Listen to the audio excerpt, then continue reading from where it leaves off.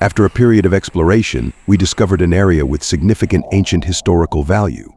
In this region, we found fascinating artifacts and signs from ancient times, as well as hidden treasures buried underground. This location features a very important and strategic fortress situated between two large rivers. It appears that this fortress protects a valuable site or city. We know that beneath this fortress, there must be chambers and underground tunnels. However, as you know, such places are very old, and we estimate that this fortress dates back at least 3,000 years. Over the centuries, many entrances and signs may have been destroyed. Our task is to find the remaining treasures and valuable objects. We have recently discovered this place and will try to uncover the remaining artifacts and treasures using archaeological principles and advanced scanning and excavation devices. But let's understand how we find these places. The human race has existed on Earth for thousands of years, and anything we find from the past is considered a treasure. It could be gold, diamonds, or even a piece of iron, and we value it based on its age.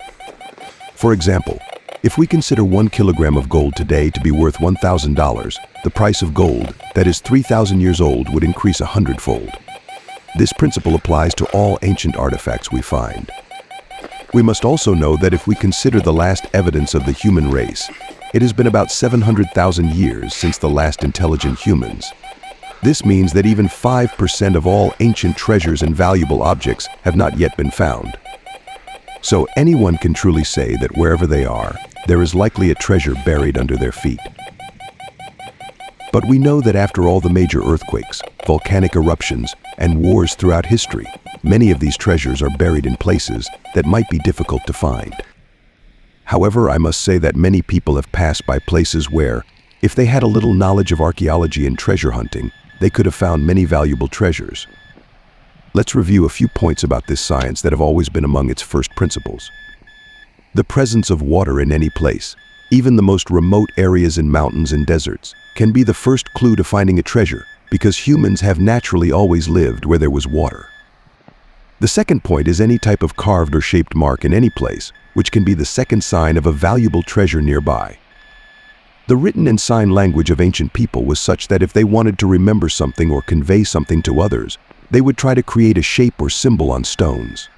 The next point is old paths, which are also very useful in finding the living places of ancient people. Another point can be very large rocks. People of that time, especially important individuals like kings, tribe leaders, or even thieves and bandits, always made a safe place for themselves in the heart of mountains and large rocks to protect themselves from animals and even wars. So, my friend, if you are looking for treasure, always keep these things in mind and know that wherever you are, there is a possibility that a valuable treasure is buried underground nearby. And finally, let me say that today is the first day we have found this place, and we will share any important events in the next video.